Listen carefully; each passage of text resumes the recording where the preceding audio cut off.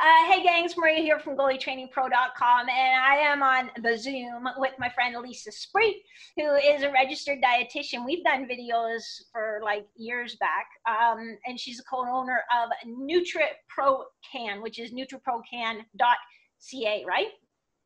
Yes. Yeah. CA. So I asked Lisa because I like probably a lot of you are in the same boat. It's like when I'm COVID, Maria, staying home all the time, my nutritional habits need to be different than when I'm like goalie Maria, going to the stick and puck and going to the rink and sort of burning up all these calories. And I think too, as we sort of shift out of this, okay, how can we sort of meet our nutritional needs and get back on track, basically? Because also a lot of us, I don't know if you did this, Lisa, but like, I would just do be like, well, but there's COVID, so I should have a beer on a Wednesday night because I'm stuck at home all the time. And it's like, or like, I should buy the one bite brownies. It's like, what? Why would I buy one bite brownies? Or like I don't drink alcohol during the week. It's like, why would I drink alcohol during the week? Because I have to stay home every day. Like that is the new norm. Yeah. Mm-hmm. So weird. So we're going to try to sort of dial in nutrition. And I also wanted to really tie in because I've been getting tons of questions about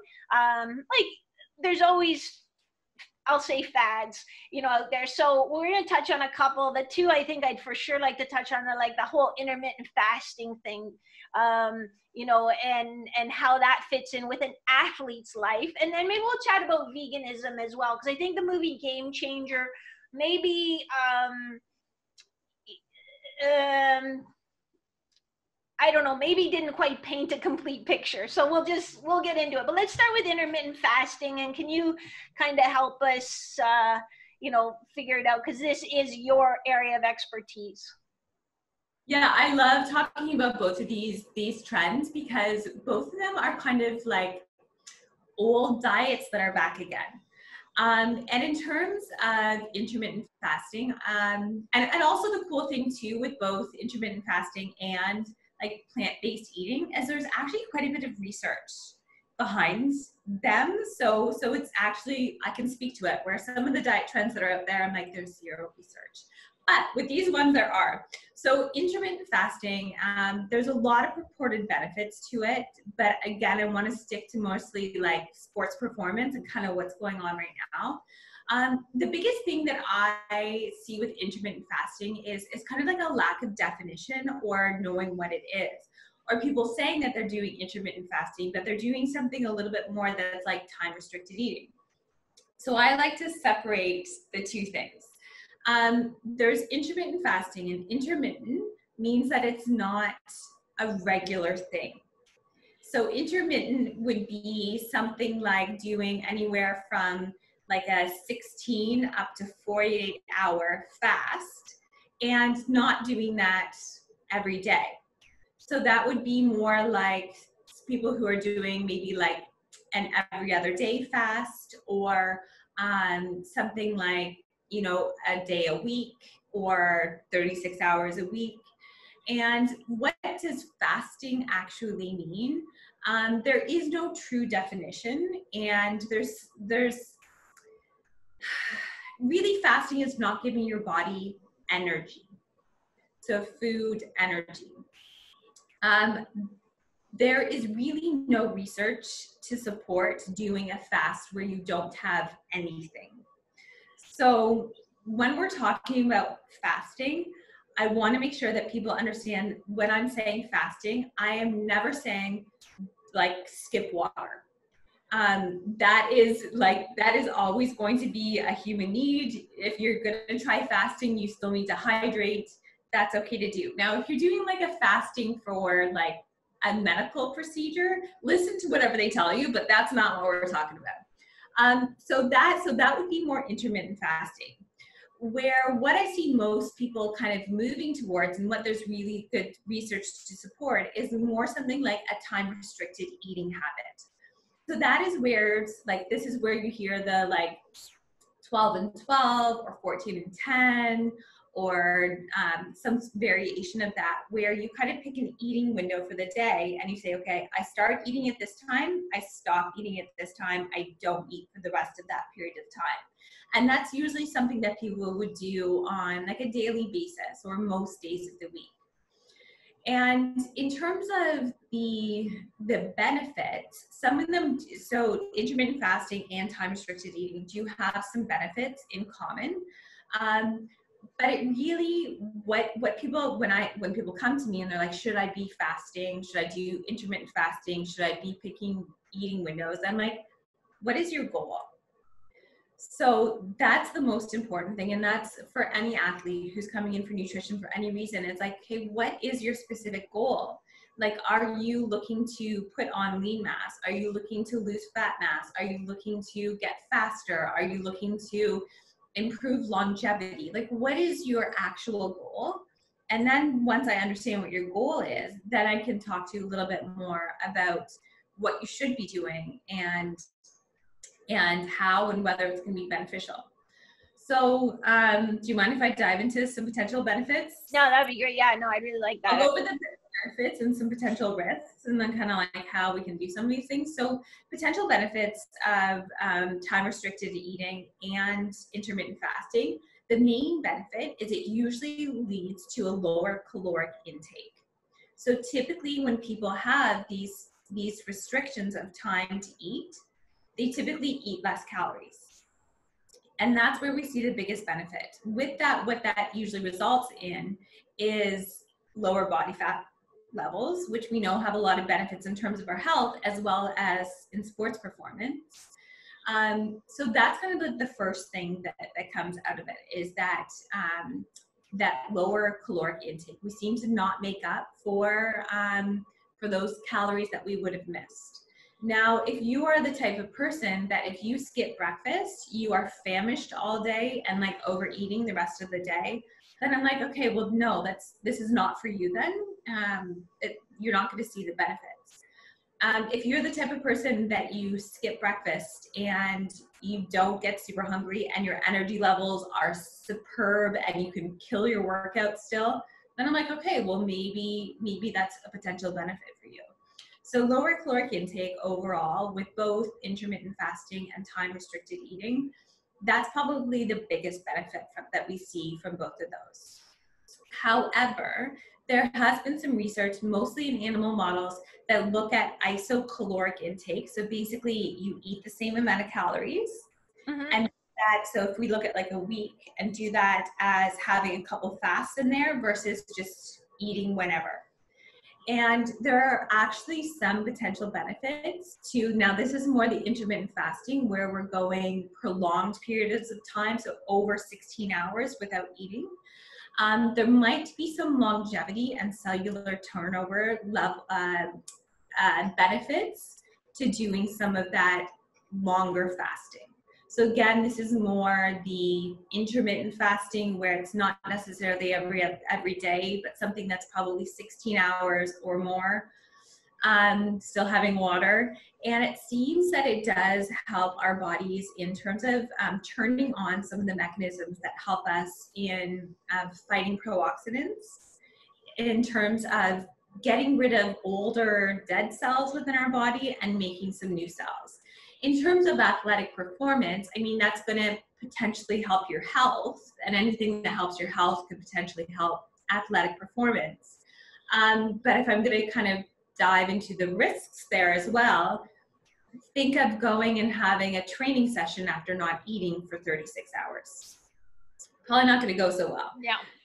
So that's part of what we need to balance out when we're talking about athletes. So yeah, two kind of biggest benefits: overall lower caloric intake. Now that's not for everybody because some people tend to overeat when they haven't eaten. And then that sort of benefit of increased cellular kind of like rejuvenation from the extended fast. The third one that I'll kind of throw in there that applies to some athletes are digestive benefits. So I do work with a lot of athletes that have some GI issues going on, And there is some benefit to doing both the intermittent fasting and time restricted eating in terms of helping digestion.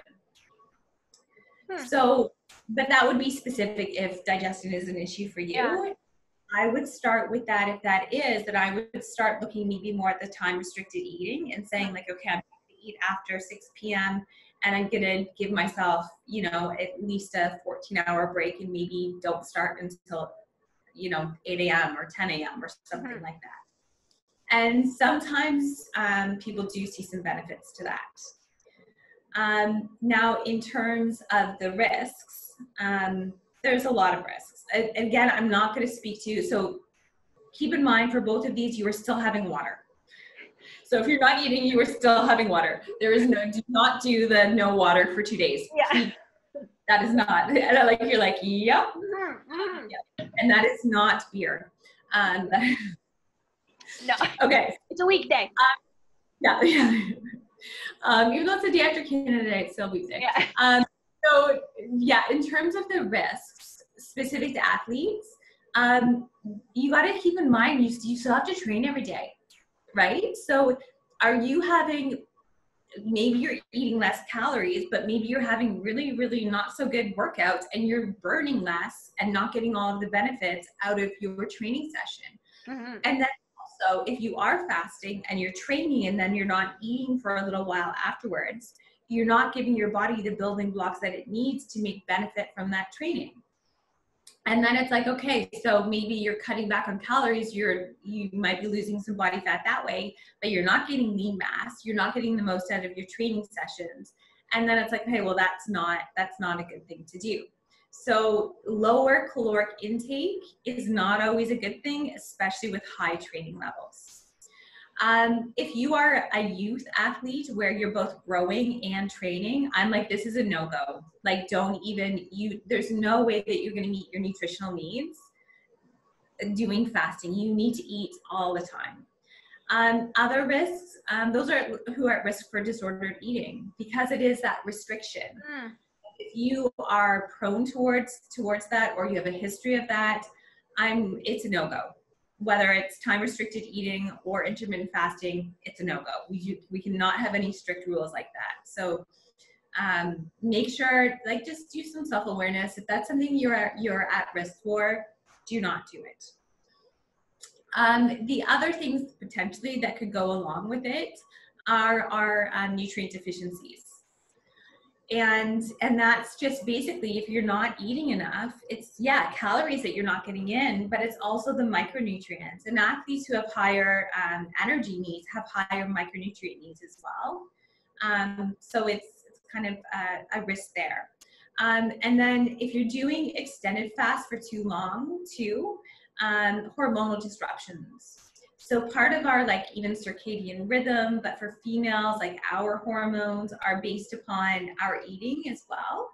And so we can sometimes see hormonal disruption there, as well as the stress hormone cortisol. So fasting does cause an increase in cortisol release for multiple reasons.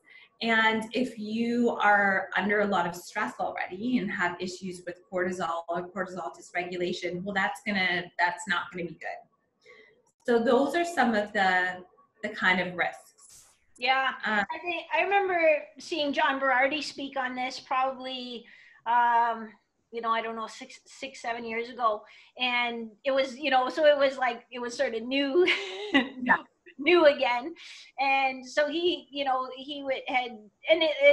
lot of it, he's like, yeah, it's sort of what are your goals and what suits your lifestyle. But then he kind of, as an aside, was like, and just like, I'm not really sure, but like, because I think all their coaches were sort of doing it and doing a little like self-experimentation. He's like, but one of our female coaches was on it and like things were going great and everything. And then like it almost seemed like maybe she was going into early menopause, or there was something really weird there. And so then actually I was doing intermittent fasting. And again, this was probably, maybe I had started like, I don't know, 5 or 6 years ago. And so I was doing 8 hours of eating, 16 hours not. And once I got used to it, it felt fine. And a lot of it was just, so that like, yeah, I could just get up and go to work, and but then maybe, I don't know how long it was, maybe 3 or 4 summers ago, I was having like bad like heart palpitations, and my arms were tingling, and I'd like feel like probably like 4 times a day feel like I was going to pass out. And so I did go to the doctor because my dad died of like an unshockable arrhythmia. Like he was 76, but he just like kind of dropped dead. So I was a little sensitive to things like like, should I feel like I'm gonna pass out? And so I went to the doctor, where I got the standard sort of medical treatment, like, well, it's just stress, it's probably just stress. And I didn't feel that stressed out. It was in the summer, and it's a very busy time, so I'm sure it is more stressful. But I kind of remembered too, like, what John had said, and I just thought, what, I just want to, like, I want this to stop. And so yeah, I just started eating regularly again, and over time it did sort of settle down, and it's been pretty stable ever since. But yeah, like and so what you're saying, like, and I didn't know, because no medical doctors know this stuff, like yeah, like at the end of the day, the doctor, who wasn't my normal doctor, but he was the guy I was seeing, he was just like, well, hope you feel better. Wow. Yeah. Yeah. They offered me anti-anxiety medication, which is like, but I don't feel anxious. Like, I don't know that I need to take and then it was just like, okay, well, just feel better. But now that you questions and ask, like, what's your lifestyle right now? Has anything changed? Yeah. That would have been. Well, and like, I even did a Holter monitor for like however many days, and it's like, well, when you think you're having an episode, like you push a button or whatever, I can't remember how you do it. And so then I went back to get the results, and he's like, well, when you marked events, he's like, just your heart rate went up. And I was like, I know, but like, so I'd be in bed, like going to sleep, and I'd feel it, or like I wasn't doing like, anything. He'd be like, well, feel better. But but so now that you talk about that like it could elevate cortisol, and then if you are in stress that maybe for you is normal stress, but with that added on, it can compound the effects. So and those are more sensitive to that. Our bodies have to be very sensitive to ups and downs in caloric intake, because we basically have to switch off our fertility if it seems like there's going to be some sort of foods that's not available. Yeah. So our right away are like, nope, we got to shut down those hormones. Yeah. Where men are a little bit more resilient in terms of that, just from like an evolutionary standpoint. Yeah. Yeah. And that's you like listen to your body. Like if you, so kind of like my go-to is like, okay, so if this is something you're curious about, let's start with some time restricted eating. So let's start with like, if you're currently kind of at like a 12 and 12, so you're eating between 8 a.m.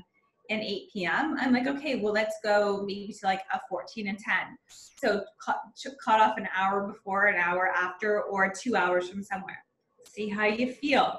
Okay, you feel good there? Well, we can go a little bit further. And then, if you're feeling really good, then maybe we can say, okay, so maybe once a week, you want to try a 24-hour one. Listen to your body. So don't go by like, this is the fasting protocol that I have to do.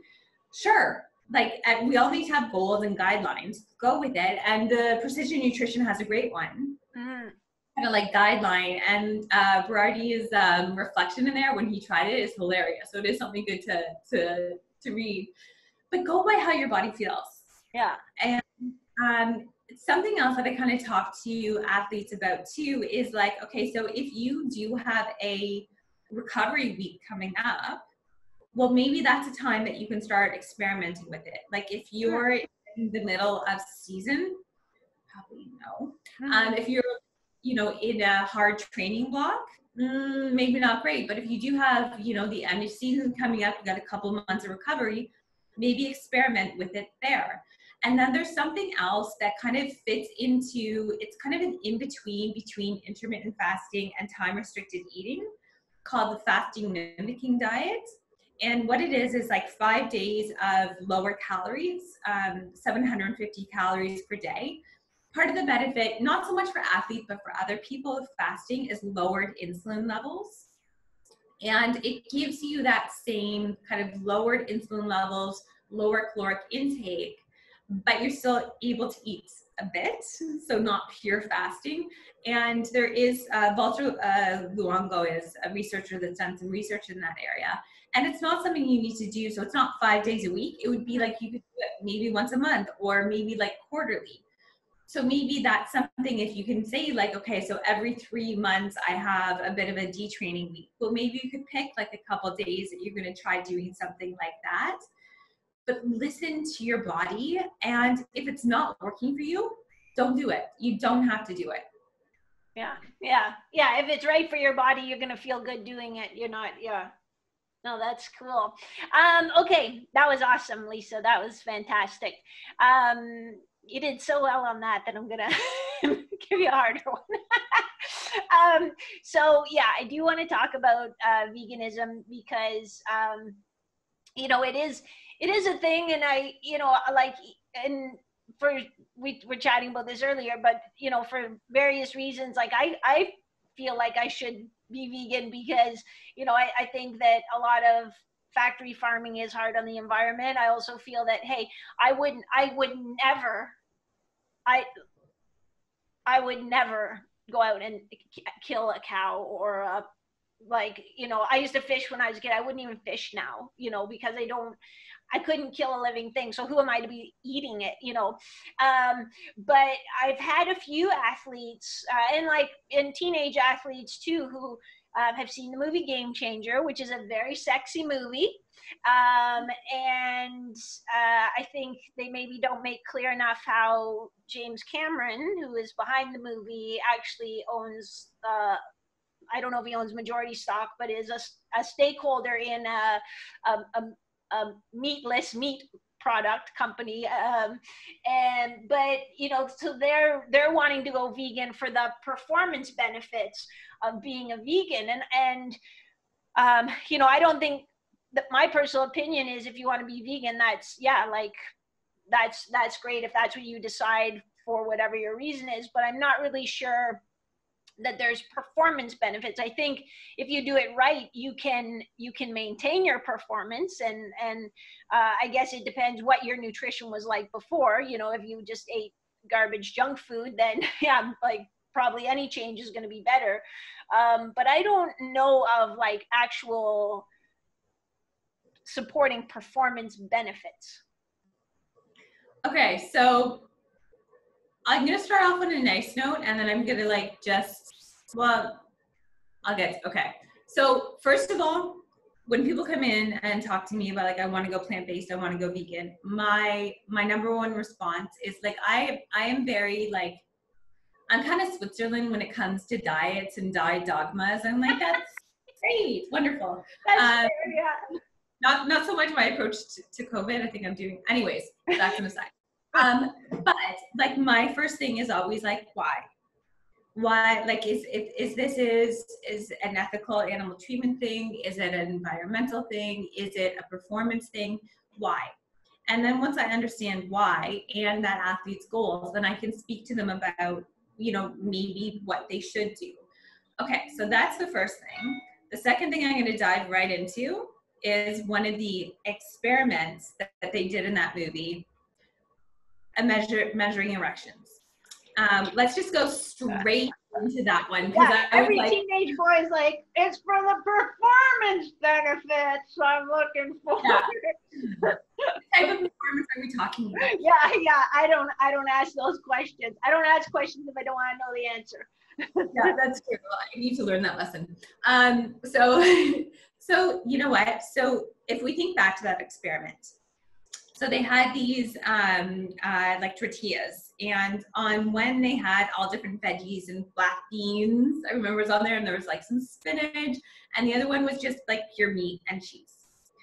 And what they are, and this is the biggest thing with plant-based versus vegan, what they are neglecting to tell you is that the benefits that athlete was getting, who was eating the plant-based or vegan version, was not because of the exclusion of the red meat. It was because of the inclusion of nitric oxide precursors, vegetables. So yeah, so most of the Right. benefit is the high intake of vegetables. That's really like, that is the key. And this is why I'm like, this is an old diet new again. Like, this is something I've been telling people forever. Yeah. And this is, research has supported forever that people need to eat more vegetables. So And if they just put vegetables on that meat taco, they would have had exactly the same results. Yeah. Probably. Yeah, but that wasn't part of the experiment. They didn't do that, right? That's your only choice. You either eat meat or you eat all vegetables, where it's like, can we just find a nice little place in the middle? Switzerland, no. Yeah. So I like, to me, that it was, they presented some interesting concepts in that movie, but when I watched that experiment that they did, like, that was just like, I think I threw my laptop. Like, I was like, no, I just can't listen to this anymore.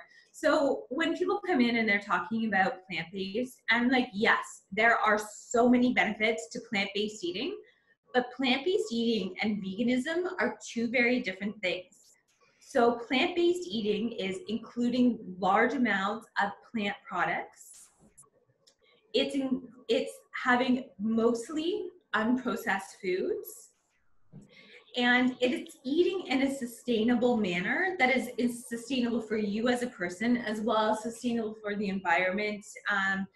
Those are the foundations. Where all a vegan diet really means is the exclusion of all animal products. You can still have a super highly processed, basically unhealthy vegan diet by just cutting out any animal products. So that would be like going to McDonald's and getting the Big Mac without the burger, without the patty. Or the Beyond Meat. Beyond Meat, and getting your fries, Coke, and your ketchup. That's vegan, right? So I like to differentiate between strictly vegan and plant-based eating, because I think there is a lot of really, really good support for eating more plants. I think that's wonderful, and eating less meat, but it doesn't necessarily mean the exclusion of all meat. And it's something like, if you look at the Mediterranean diet, if you look at the traditional Asian diet, which we know have tons of benefits, that if we look at the blue zones, they all eat a plant-based diet. It's not that they don't eat any animal products, it's just mostly plant-based. For athletes, the biggest part of that is getting in your veggies, getting those nitric oxide precursors. So when people are taking like beta alanine and all of these other supplements, you're getting more nitric oxide. That's the benefit of eating like beets and spinach, and even black beans has, like, eat more of those things and you'll get those benefits. Now, when it comes to have meat, to not have the meat, there's a couple things to keep in mind. So animal products are complete proteins.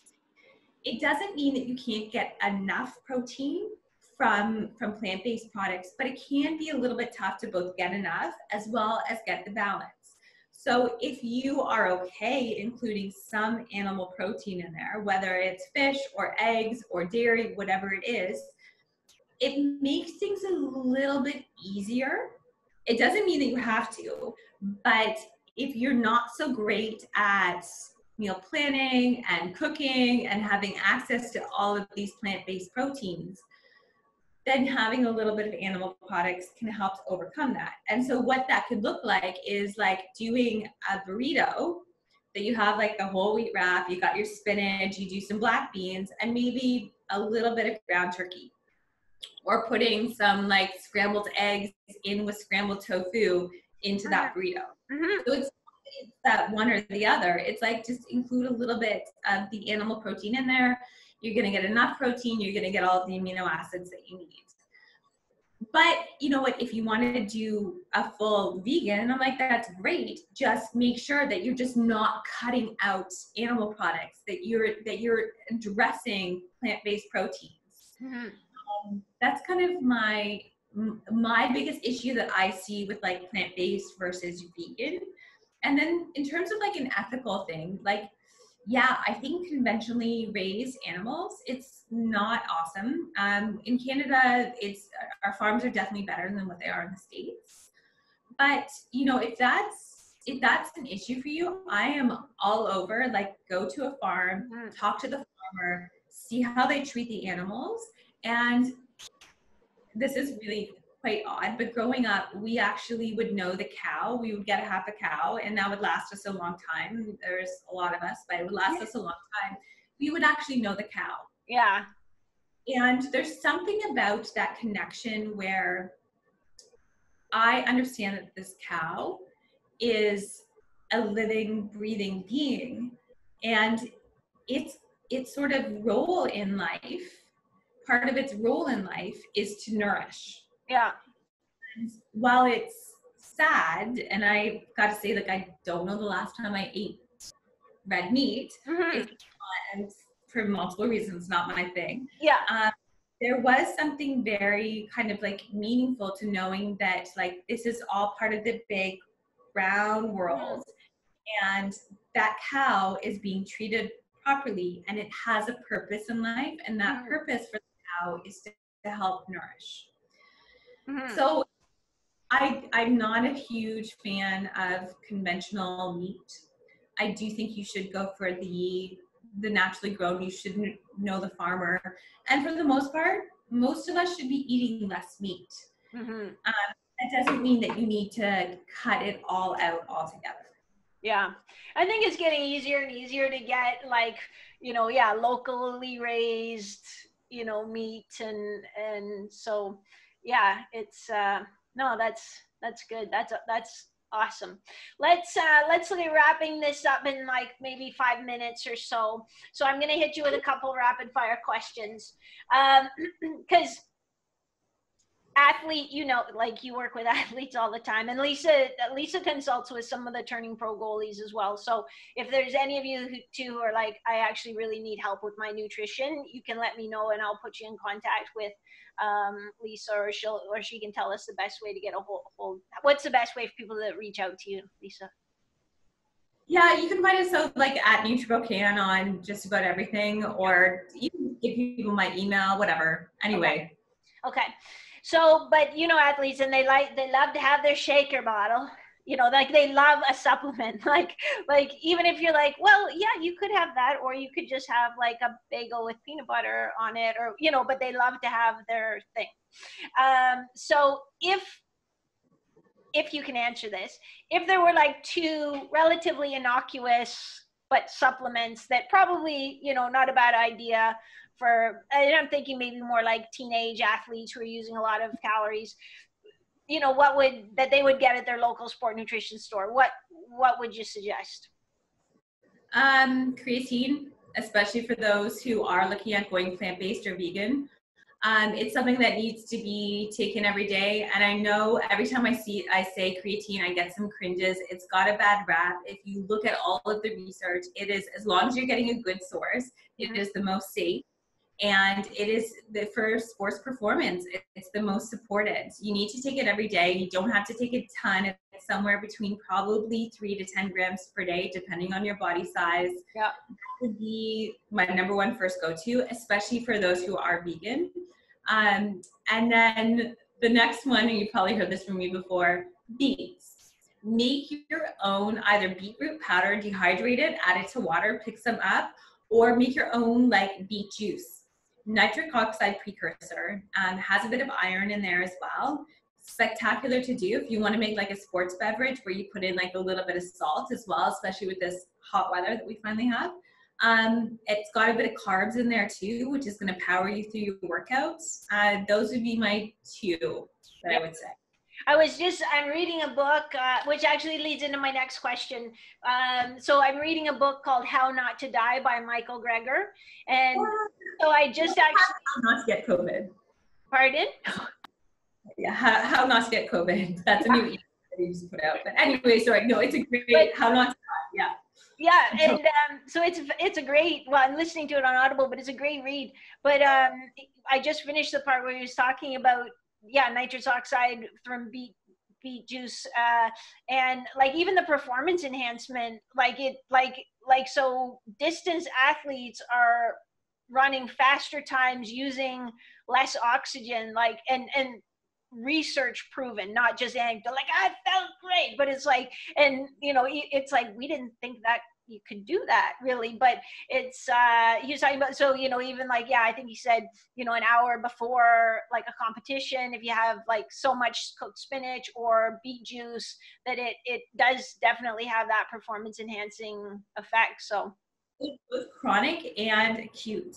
So by having it over time, so even just like eating more beets, you'll get that chronic effect. And then, yeah, about 60 minutes before performance, there's that acute effect as well. That's crazy. No, that's perfect. That's like yummy. Yeah. So then, other than beets, now I'm thinking of just like actual foods, like actual like superfoods. If there was sort of 1 to 2 foods you would want athletes to add to their you know, regular eating cycle, what would you pick? Greens. I don't care what they are, and you actually get benefits from different. So spinach has more iron, kale has more calcium. Greens.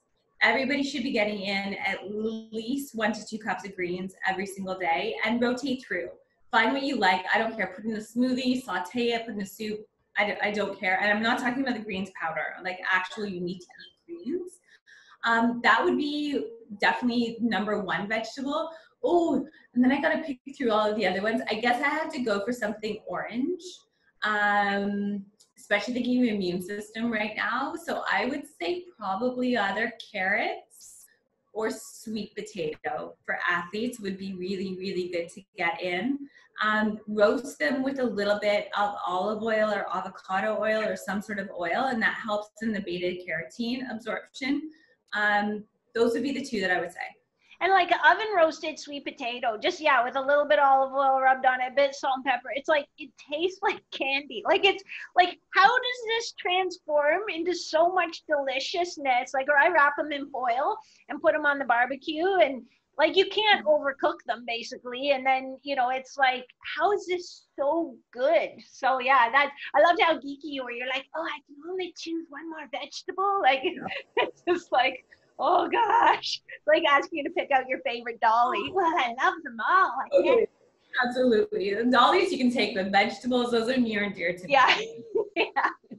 I have a few athletes now who, for like, sweet potatoes are their go-to for pre-performance. So like, they'll cook up like, I don't even know how many for the week, and like about an hour to 2 hours before training, as well as before events, like that is their go-to.